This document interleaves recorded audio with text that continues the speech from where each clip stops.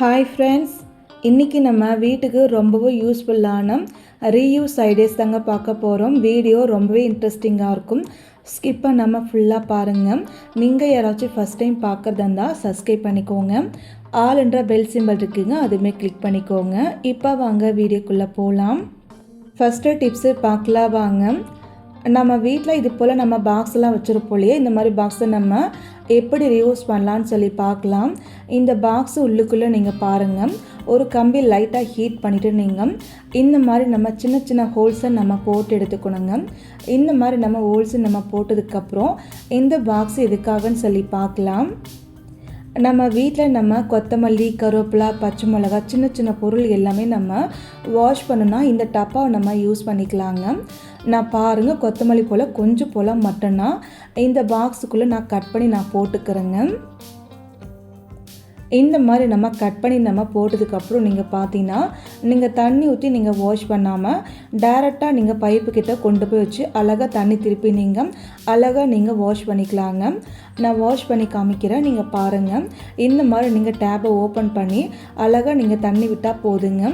அந்த பாக்ஸில் நீங்கள் இது போல் அழகாக அழைச்சி எடுத்துக்கலாம். நமக்கு எதுவுமே கீழே சிந்தாது. அந்த பொருள் எல்லாமே நமக்கு மேலே இருக்கும், தண்ணி ஃபுல்லாக நமக்கு கீழே இறங்குங்க. இந்த மாதிரி நம்ம பண்ணும்போது நமக்கு வேலை ரொம்ப ஈஸியாக இருக்கும். அது மட்டும் இல்லாமல் 100, 50ன்னு சொல்லிட்டு ஆன்லைனில் வாங்கிறத விட இந்த மாதிரி பாக்ஸ் தான் நம்மளே ரெடி பண்ணிக்கலாம். கண்டிப்பாக இந்த டிப்ஸை நீங்கள் ட்ரை பண்ணுங்கள். அடுத்த டிப்பு பார்க்கலாம். நம்ம வீட்டில் முருங்காய், அதுக்கப்புறம் கொத்தமல்லி, கருவேப்பிலை, மசாலா பாக்கெட்லாம் நம்ம ஸ்டோர் பண்ணி வைக்கிறதுக்காக ஆன்லைனில் காசு கொடுத்து நம்ம பாக்ஸ் வாங்குவோம். அப்படிலாம் நம்ம கடைக்கு போய்ட்டு ஏதாச்சும் நம்ம பாக்ஸில் வாங்கிட்டு வரோம் இல்லையா, அந்த மாதிரி பண்ணாமல் இது போல் நீங்கள் ஸ்டோர் பண்ணி வைங்க.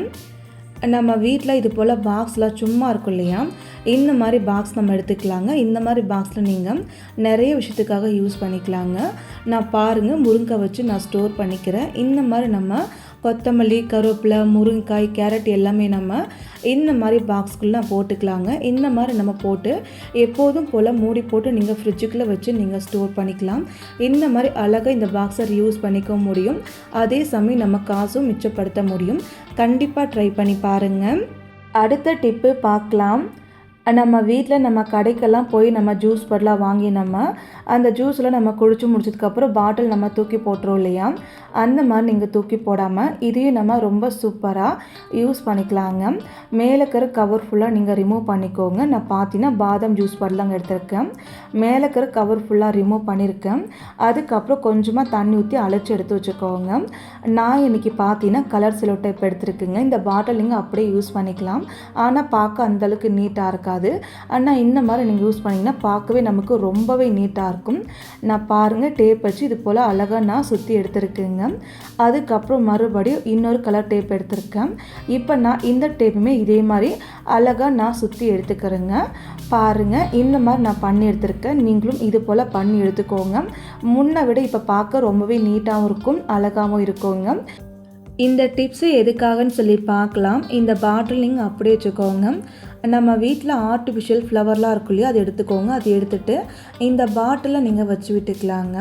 நான் பாருங்கள், இது போல் நான் ஆர்டிஃபிஷியல் ஃப்ளவர் வச்சுருக்குங்க. இப்போ நமக்கு ரொம்பவே சூப்பரான ஒரு பூந்தொட்டி ரெடி ஆகிடுச்சுங்க. இதை கொண்டு போய் உங்களுக்கு எங்கே தேவையோ அங்கே கொண்டு போய் வச்சுக்கலாங்க. பார்க்கவே அவ்வளோ நீட்டாகவும் இருக்கும், அழகாகவும் இருக்குங்க. இதை ஜூஸ் பாட்டில்னு சொன்னால் யாருமே நம்ப மாட்டாங்க, அந்தளவுக்கு சூப்பராக இருக்கும். கண்டிப்பாக இந்த டிப்ஸை நீங்கள் ட்ரை பண்ணி பாருங்கள். அடுத்த டிப்பு பார்க்கலாம். நம்ம வீட்டில் இது போல் குட்டி குட்டி பாக்ஸ் நம்ம வச்சுருப்போம் இல்லையா, இந்த பாக்ஸை நம்ம எப்படி யூஸ் பண்ணலான்னு சொல்லி பார்க்கலாம். இந்த பாக்ஸை நம்ம அப்படியே ஒரு ஓரம் நம்ம வச்சுக்கலாங்க. அதுக்கப்புறம் நான் பருப்பு டப்பா எடுத்துக்கிறேங்க. நம்ம வீட்டில் எப்போவுமே நம்ம பருப்பு டப்பாலாம் பார்த்திங்கன்னா பருப்பு எடுக்கிறதுக்காக ஏதாச்சும் கிளாஸோ இல்லை இது போல் கிண்ணமோ எடுத்து நம்ம பருப்பு எடுத்து போட்டுப்போம் இல்லையா, அந்த மாதிரி நீங்கள் கிண்ணமோ இல்லை கிளாஸோ யூஸ் பண்ணாமல் இந்த மாதிரி நம்ம சின்ன சின்ன கப்பு போட்டு யூஸ் பண்ணிக்கலாங்க.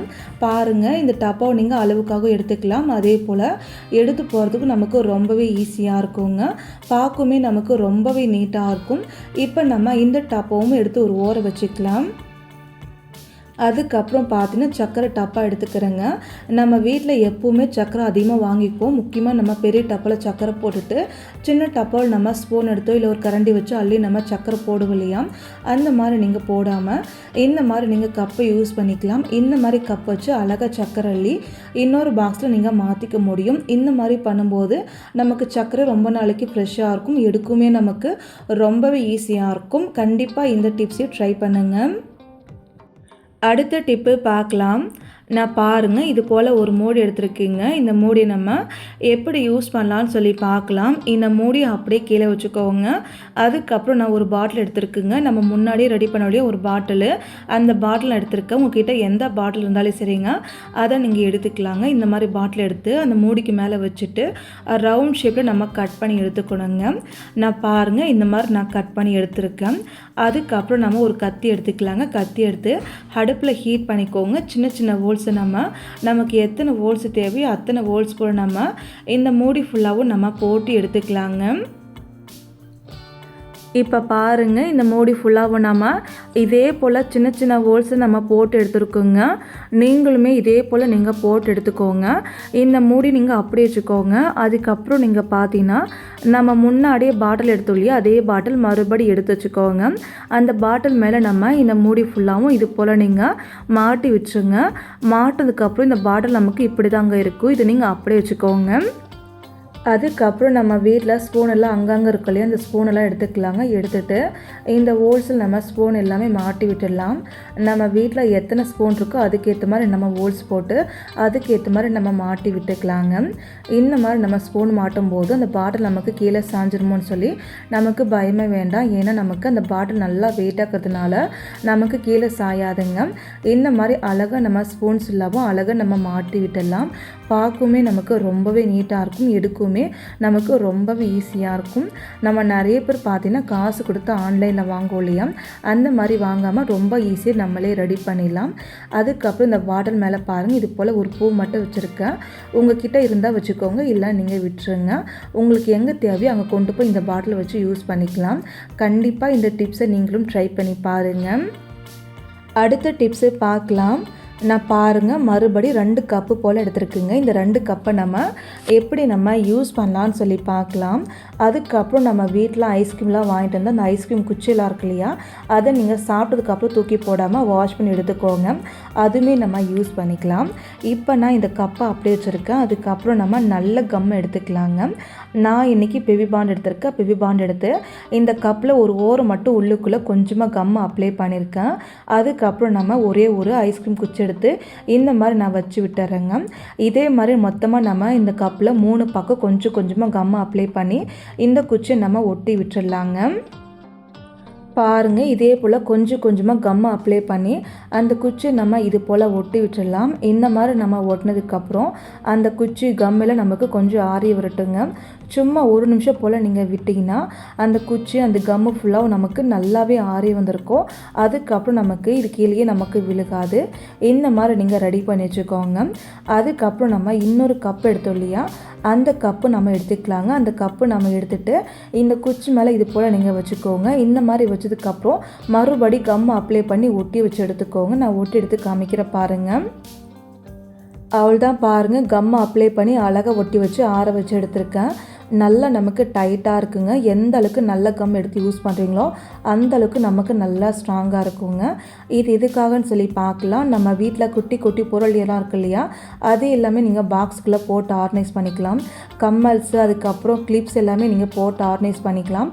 பார்க்கவே ரொம்ப நீட்டாக இருக்கும். குட்டியாக்கிறதுனால நமக்கு ரொம்பவே அழகாக இருக்குங்க. கண்டிப்பாக இந்த டிப்ஸை நீங்கள் ட்ரை பண்ணி பாருங்கள். அடுத்த டிப்ஸை பார்க்கலாம். நான் மறுபடி ஒரு குட்டி கப் எடுத்துருக்குங்க. இதே மாதிரி நீங்கள் கப் எடுத்துக்கோங்க. கப் எடுத்து நல்லா வாஷ் பண்ணி ட்ரையாக நீங்கள் ஒரு கிளாத் வச்சு தொடச்சி வச்சுக்கோங்க. இது நம்ம எப்படி யூஸ் பண்ணலான்னு சொல்லி பார்க்கலாம். இந்த கப்பில் நீங்கள் பார்த்தீங்கன்னா ஒரு 2-3 டீஸ்பூனுக்கு நீங்கள் மைதா மாவு இல்லை கோதுமை மாவு நீங்கள் சேர்த்துக்கோங்க. இந்த பாக்ஸ் முடி எடுத்து நீங்கள் ஒரு 5-6 ஹோல்ஸ் போல் மட்டும் இந்த மாதிரி நீங்கள் போட்டு எடுத்துக்கோங்க.